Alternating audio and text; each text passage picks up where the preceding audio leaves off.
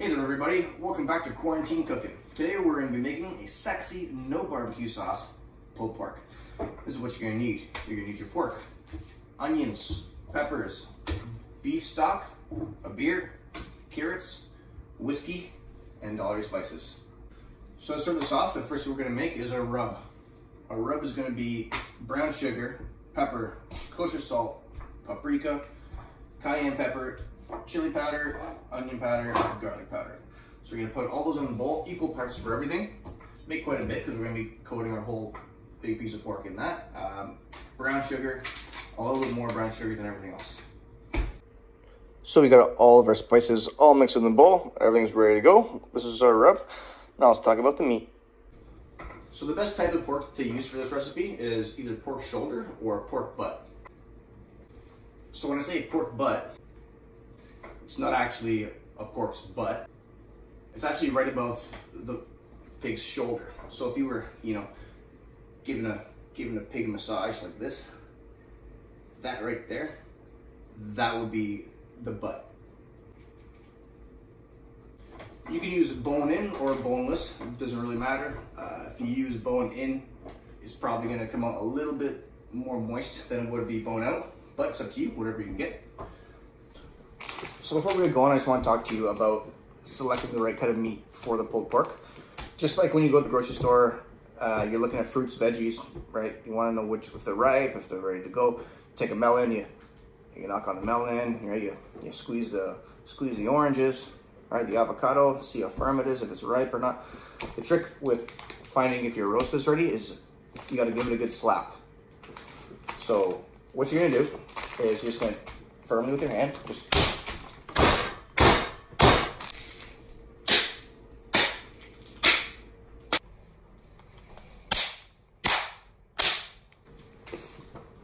and what you're gonna be looking for is you want to make sure that you got a nice good sting on the palm of your hand. If you don't get that, it's no good. Buy another roast. Don't worry about doing this in the grocery store. It's common practice. People are looking at you. They're just looking because they know that you're a great chef and they can see that you know what you're doing while you're picking out your meat. If you go to a butcher shop, most butchers, they don't even mind. You can slap a few roasts. They'll hand it over. You can give them a couple slaps and you see which one you want. So give it a good slap before you buy it. I'm telling you, you're not going to regret it. I actually learned this from Gordon Ramsay. Tried and true. This is a good roast. So next what we're going to do, we're going to take our pork. We're going to completely cover it in the rub that we made. This one was boneless, so it was actually tied, so it's two pieces because they took the bone out. So just going to go ahead and cover both pieces completely in that rub that we made. Nice and covered. This one was not too bad, but if you do get one that has a lot of thick fat coating around the outside, so make sure you trim all that fat off. We don't want that in our pulled pork. So one off nice. Now we're gonna do the other one. Make sure you get a nice good coating on it.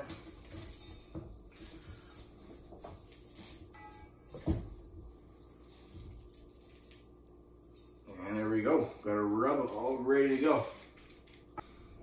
So we're gonna be cooking our pulled pork today in a Dutch oven. The reason we're not using a crock pot and we're using a Dutch oven is because we can sear the meat first in the Dutch oven. And then once our meat is seared, we can take this whole thing, put the lid on it, throw it off the stove into the oven, and that's where it's gonna do its slow cooking. All right, so I got all my veg all chopped up, all big chunks. Carrots, slice them in half lengthwise first. If you got giant horsecock sized carrots, then maybe you slice them in the quarters first. Onions and peppers, all big chunks. I figured I'd throw in a tomato because why the hell not? All right, so we got it on the stove, medium heat. I'm just gonna take some oil. You use whatever kind of oil you want. It doesn't really make a difference. Just put a nice little glug in there on the bottom. We're gonna let that heat up and then we're gonna sear the meat. If you don't own a Dutch oven, then you can use any old stainless steel pot, as long as it's large enough. And you can sear it in the pot, throw the lid on it, and slide in the oven. So we're gonna take this now, throw it in. You don't want it too hot. all right? Because if it's too hot, you're gonna end up burning all of your spices and all your seasonings, and it's gonna taste like Bigfoot's dick. It's gonna be awful. So medium heat, don't burn your spices. So we're getting a nice sear on this. What this is gonna do, it's gonna lock in the flavor. It's gonna make sure that the juice stays inside the meat, so our meat will remain tender and juicy. So just keep flipping this. Again, making sure you're not burning the spices. Make sure you get all sides of it. It means the ends, the tops, everything. Make sure you sear the whole thing. It doesn't take very long, only a couple minutes. Once you got it all seared, you can take it out. Throw in the next one. Remember, ours was a bone out, so they sliced it in two, they tied it. So I took the tie off, now I got two pieces. So again, very quickly, do a quick sear. Don't burn your seasoning.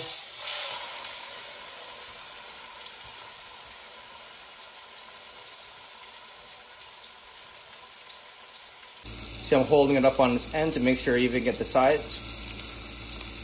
You want to get the entire thing seared.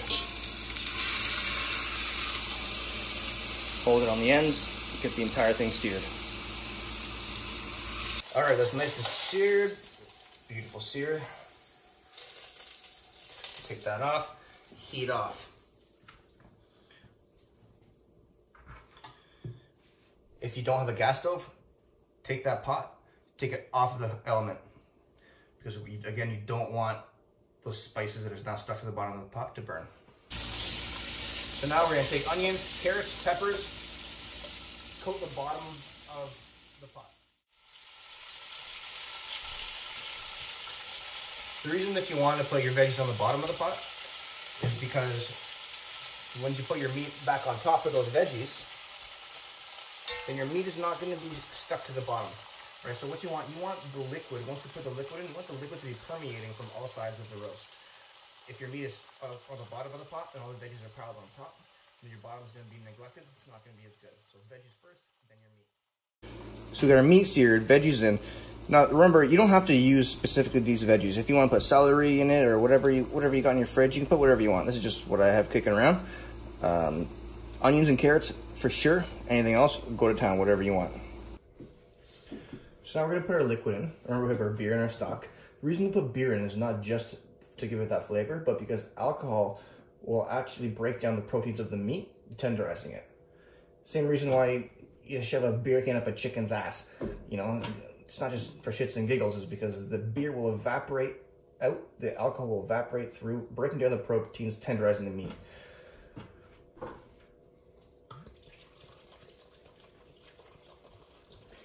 You can use whatever kind of beer you got kicking around.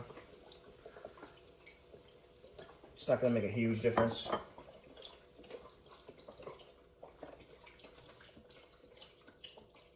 Let's get the whole thing in there.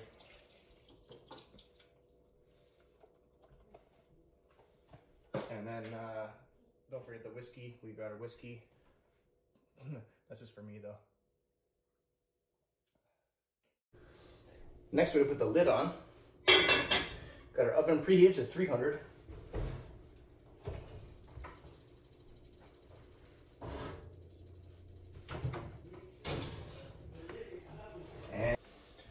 And now we've got to wait about 3 hours.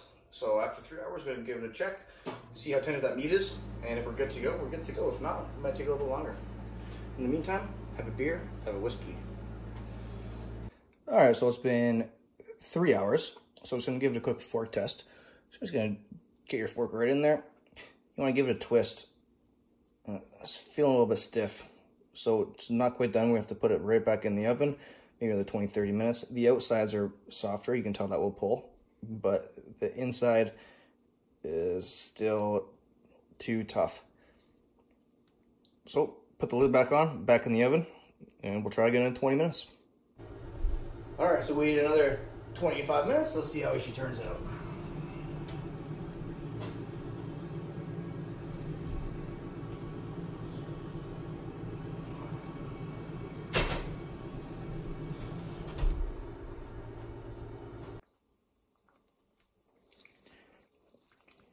All right, see that? See, we're pulling apart now?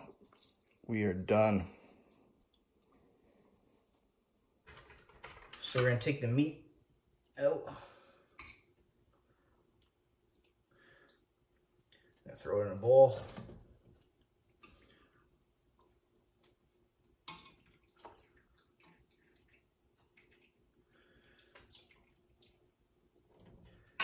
And we're gonna start pulling.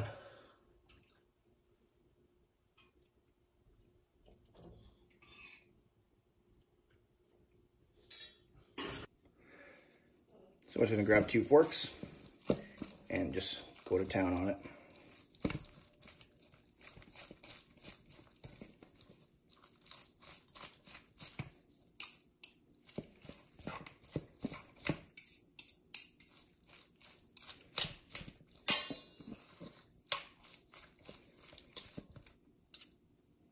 So as you can see, we've got all the pork pulled.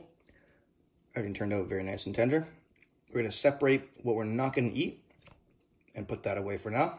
And what we're gonna eat, we're gonna add the sauce into. So now we're just gonna ladle in some sauce.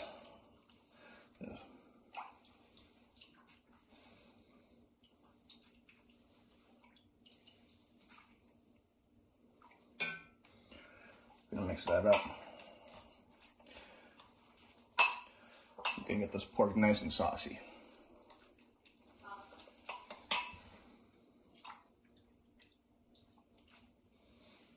Put it over how much you like.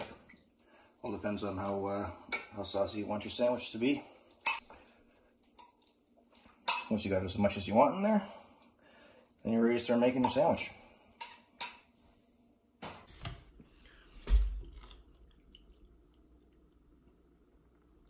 So we're gonna load up our pulled pork up here. Nice and saucy, nice and juicy. The meat turned out perfect, very moist. Get a nice pile up on there. And all those veggies that were in there, you're gonna put your onions on top. You're gonna put your peppers on there as well. And you're also gonna throw on your carrots.